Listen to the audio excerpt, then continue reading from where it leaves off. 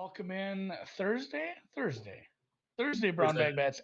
Alex still on the road, welcoming in guest host, BETSPERTS, employee extraordinaire, producer, social media maven, everything, Matt Rooney. Look at that. He's even got his little Twitter handle there. MRooney23, White Sox fan, which I won't hold against him, but also a big hockey fan. So kind of a no-brainer to have you help come in when Alex is gone. And also, eventually, I'm taking the family to Maine, so you're probably going to see more of Matt later in the summer, which will be easier for him since it'll almost be football season at that point. So we'll get into some hockey today. We'll get into some golf, some baseball. Not really baseball. I'm just going to tell you what happened at the game last night because I went NBA action tonight and Alex's pick. So yeah. Explain who you are, Matt, just so people. Well, I tried to keep the beard. I was thinking about shaving, but I kept the beard because I know Alex always has the big beard going, so I wanted to keep that vibe. Yeah, you explained it. Pretty new hire to BETSPERTS. Do a lot of social media, some production, and I love talking about gambling. I'm going to apologize if I reference the Blackhawks dynasty a little bit too many times in my hockey analysis here because that's what I reference everything back to. Yeah, you said a big Sox fan. Sorry about your Twins this year, Andy. And big Blackhawks fan, Chicago sports guy. But love talking about everything. Yeah, it is Mitch. The chat's right. It is Mitch Keller Day. Although a doff of the cap to Frank for coming on. Frank, if you look back, and I didn't keep track of this, and I'm going to trust him on this, he's never lost a pick when he's come on as a guest. So until he does, he's going to come on every couple of weeks. Like if you played the Mets, and he'll never say that either. Like just play this at whatever price. I don't give a shit. Matt Harvey sucks that bad, and he said it was at 14-1. So and the stand. No, I will. Yeah, real quick before we get into hockey, I did go to the Twins game last night. A baseball friend of mine actually DM'd me and said, "Hey, I didn't know you're going. I don't see an edge really on the game tonight. Sorry, I don't have a pick." And I had to tell him, I'm like, well, when I go to a baseball game, I just bet the over because it doesn't matter if my Twins playing or whatever. So I bet the over. It came home, a lot of home runs, humid day, pretty easy all in all. It got like 15 runs. I only needed 9. So gorgeous game. And yeah, Cole he threw the ball hard. I think he's like, well, if my breaking stuff isn't going to break like it usually, I'm just going to throw 99 as much as I could. He was throwing the shit out of the ball. He actually got hit hard a couple times, a few line drives right at people, a couple that left the park, but otherwise he looked good. He looked much better than Randy Dobnak, but yeah, baseball today. I don't have really anything for that. If anybody in the chat has a hot pick, let me know. Otherwise, we'll get into tonight's hockey game. And this is why Matt's here, because I don't know hockey. Avs Knights, Game 6. I've watched this series a little just because it's a couple of the high-end teams. I'm a little scarred, though. I had a Knights to win the West ticket during I don't know, is there a name for it? The San Jose debacle? The major penalty? Where they scored Yeah, I still remember that for him, like 8 minutes there to come back and take the lead and then win the series. That was wild. Yeah, I'm not really into hockey futures anymore, especially now that my Hurricanes are done. So yeah, Avs Knights Game 6. What's the line here? What are we looking at? Are you betting it? Colorado's an underdog, and I know they've lost 3 in a row. I know it's in Vegas and all that, but Colorado as an underdog, I still think they're the best team left playing right now, or at least the most talented one.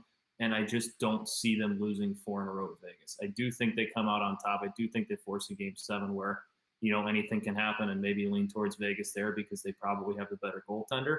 But I just think Colorado's too talented of a team, even though Vegas has momentum, to lose 4 in a row. Yeah, that would be – I had forgotten it was 2-0 at one point. So, yeah. And Colorado won that first game like 7-1, too. It looked like it might be a 4 or 5 game series, and Vegas just kind of came storming back. Yeah, and I've watched a bit of Vegas because I do watch some wild hockey here and there just because it's on the local – it's not called Fox Sports North anymore, whatever it is, Bally's. Like that, you'll see Bally's Sports, so you'll see it on there sometimes. But yeah, I've had a weird relationship with the Knights because I thought they're a good team, and every time I turn the TV on, the Wild were kicking the shit out of them, and then we find out they actually are a good team. It was a weird matchup. We didn't get this graphic up, but if you did like the Avs tonight, you can get them to win the series at like plus 175-ish too. Yeah, any thoughts to adding a little there too if you're going to bet the Avs? Yeah, I think so, because if you think the Avs are going to win tonight, then you think Game 7 is going to be a coin flip, because that's kind of what Game 7s are. The Avs would be back at home in that situation if you're basically saying at that point plus 175 for the Avs to win Game 7 there too. I do like that. I think there's some value. Anytime you can get plus money on a team as talented as the Colorado Avalanche, I think you kind of have to do it.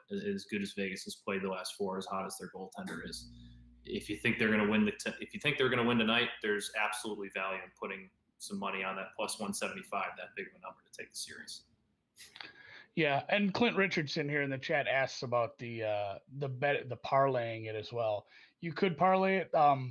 Parlaying would be a little bit better price. I'm assuming. Let's say you get minus 110 and plus 110. Yeah, you would get a better price slightly. I think you'd get like 2.6 somewhere in there. So or plus 260, but this leads you it leaves you some chances to buy out. Again, if you did an open parlay or a rolling parlay, you wouldn't have to bet Game 7 either. So a couple different ways to attack that. I was gonna say on the other side of the bracket, and it's it is the other side. We talked about before. It's a bracket conference. Kind of what are we talking about here? It's not yeah, really a conference this year. Yeah. Producer Dan was very adamant about getting this right, because there will be there already are three Eastern Conference teams in the Final Four. So it's not Eastern Conference Finals like we're used to. Obviously, 2 years ago was normal. Last year was goofy, but we still had some semblance of conferences. But yeah, this will be two Eastern Conference teams going at it again. The Canadiens will be in the other Stanley Cup semifinal, I believe, is what we finally nailed on. So Islanders plus 180, Lightning minus 225. I'm guessing if you look around, you'll find some exact series price stuff. Is this priced pretty accurately? The Islanders, and I think maybe it's because I know a couple Islanders fans and they're very fatalist about we're going to get killed by the Bruins, or like during the first series, like, oh, they're going to find a way to screw this up. Like the Islanders are just continuing to scuffle by here. They are. They're also getting a little bit of luck. We were talking about with producer Dan beforehand about how your path matters. They've had a nice path here. As good as Sidney Crosby and the Penguins are, they had a tough goaltending performance from Tristan Jarry. And then Tuukka Rask wasn't himself clearly towards the end of that series, so they kind of got a chance to take advantage of another bad goaltender. Not that Tuukka's bad, just playing bad because of whatever he was dealing with. They're going to run into the best goalie in the NHL here, kind of hands down. I love the Islanders. It was all into Game 7 last night. I thought the crowd was awesome. The Coliseum was rocking. It was great to see it like that. But the Lightning kind of remind me of that team. I'm going to go to the 2010s Blackhawks here. Like, they didn't really matter where they finished in the regular season. Once it came playoff time, they were kind of good enough to flip that switch. And the Lightning are just that good. We've kind of see that. They not necessarily went through the motions in the regular season, but they kind of did what they had to do. Then they went back and got last year's MVP and Nikita Kucherov back, who's fresh and leading the playoffs in points. They just look kind of unstoppable. And I think I saw a series price of Lightning minus 1.5 that was down to minus like 120. And I think if you can find that price, I love the Islanders. I hope they make it a series. I love that building when it's rocking. I think the Lightning kind of cruise through this one. I think it's a little bit of a cakewalk for them. Not to knock what the Islanders have done. Tampa's just so good. Yeah, watching again, I caught a little bit of action. I don't watch a ton of hockey, but I caught a little bit of the Lightning Canes series. It's like, oh man, like this team just they're kind of crushing them right now. And I went into the playoffs with you. You had said you had a Canes ticket. The Canes were my pick from that side of the bracket to go to the finals too. I love them. I thought they were a nice kind of underdog sleeper pick. They were a really talented team, but they just kind of didn't have the goaltending Tampa had. And you saw what Andrei Vasilevsky can do when he's on. He was, I think, had a 1.8 goals against in that series, and they just made Carolina look average, and Carolina was far from average throughout the regular season. Yeah, that sucked because my only future was Carolina 20-1 to win it. Mm-hmm. And obviously I hardly ever hedge anyway. I'm certainly not hedging out in the quarterfinals, but so I was hoping Carolina Islanders, I would have been able to probably buy my way out of that for a little bit, but yeah, Lightning minus 1.5. I don't hate that. Some agreement in the chat on the Astros. I guess everyone's betting the Astros, so maybe if I don't have any baseball Boston tonight, right? I think. Yeah, sure. Let's go with the Astros. Greinke's been good, yeah, and they are raking. They hit well, so And yeah, Dan has a good point. When I think great hockey cities, I think Tampa Bay and Vegas.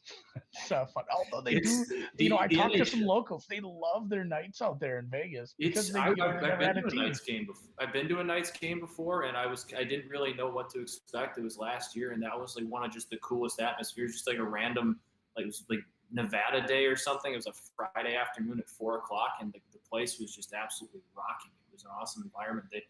You don't think of it as a hockey city, but man, they love their nights out there.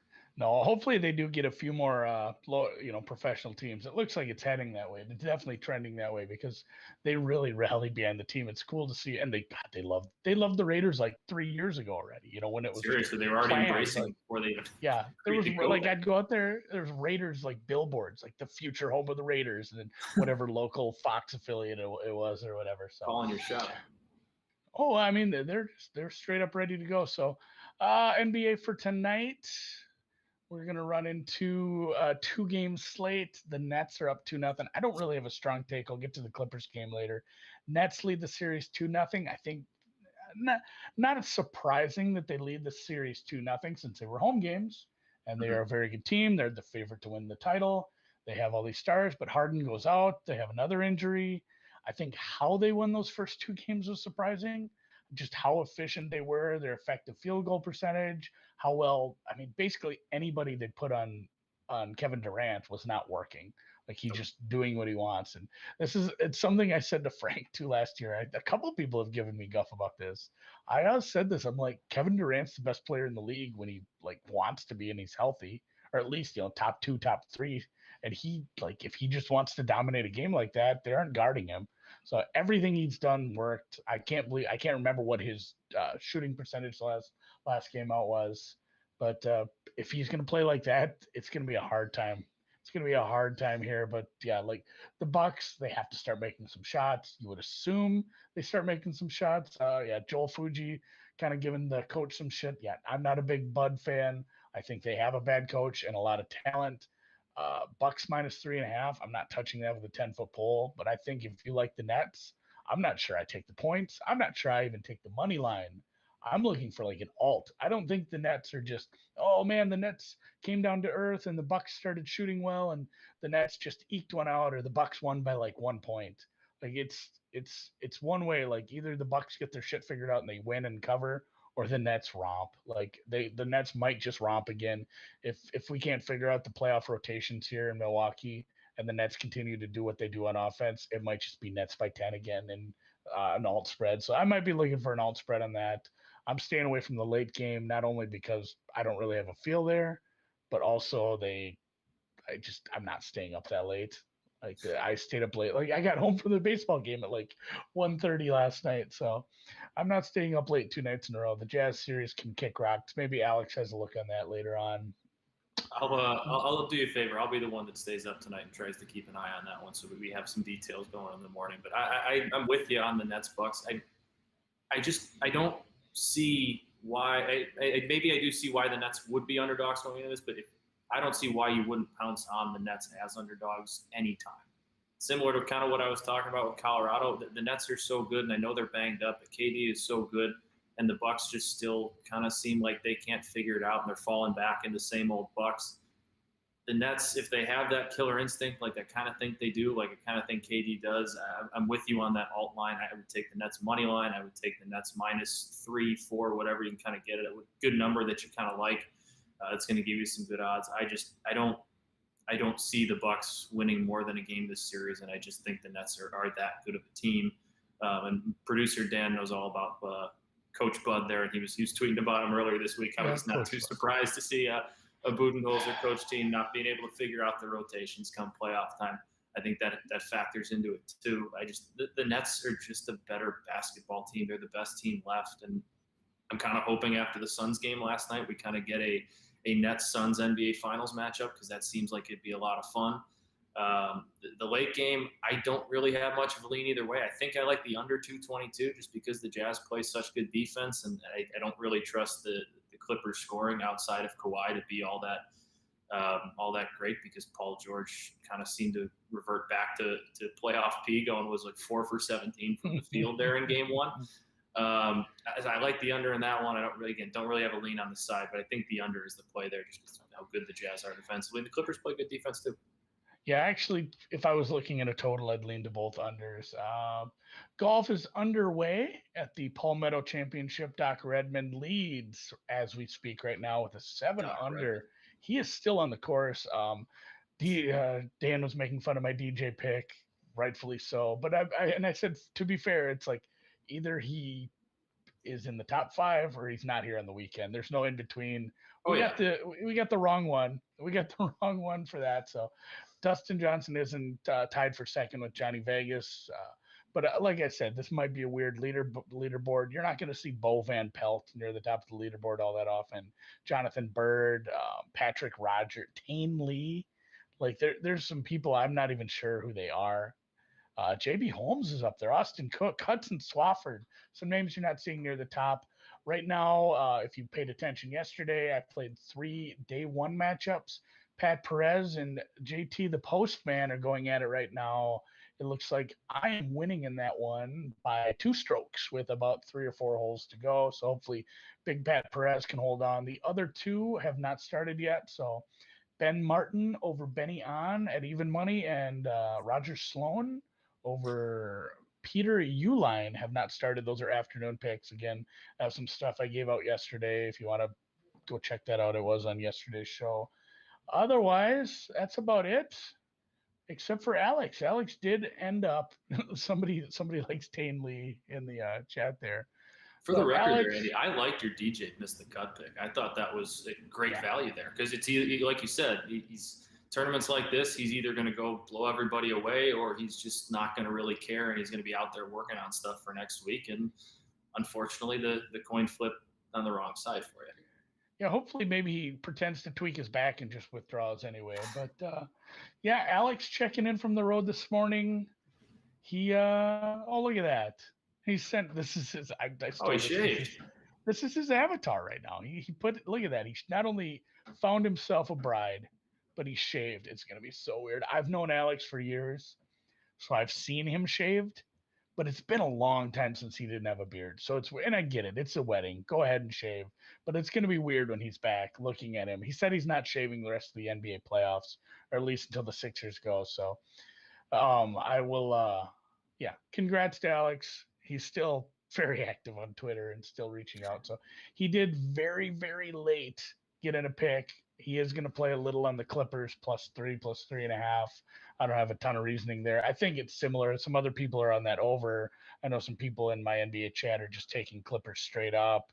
But yeah, it could be a low scoring game where if the Clippers can get things figured out, if Kawhi can carry them, they stay close. And yes, again, Drew Dinzig brought this up just in a DM to me. He's like, I can't believe Alex did not change the date of his wedding when it was during the NBA playoffs and the French Open. So kudos to him for being husband of the year, I guess. It's like, that one was surprising. NBA and a major tennis tournament. So, but he's having fun this week. He'll be back next week.